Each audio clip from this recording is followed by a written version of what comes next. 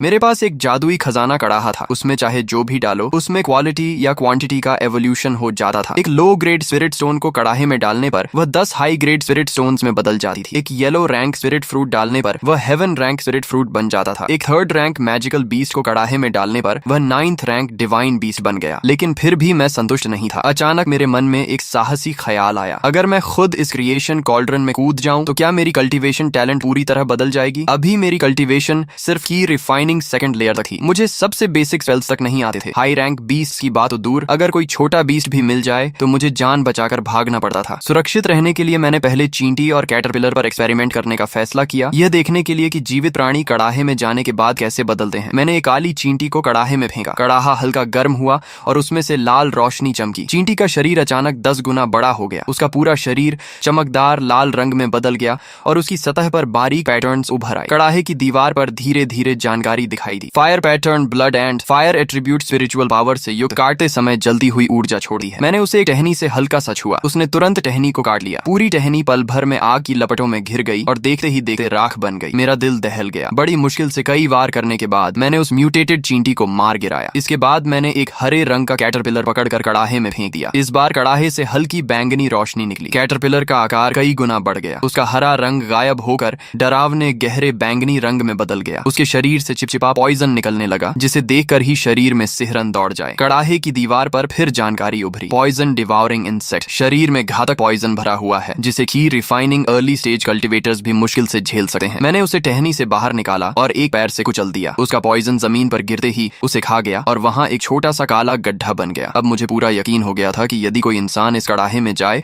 तो उसकी शक्ति में जबरदस्त छलांग लग सकती है। लेकिन मेरे मन में अभी भी एक डर था। कड़ाहे में जाने के बाद क्या मेरी स्पिरिट रूट्स बेहतर होंगी या मैं किसी इंसान और राक्षस के बीच की विकृत क्रीचर बन जाऊंगा।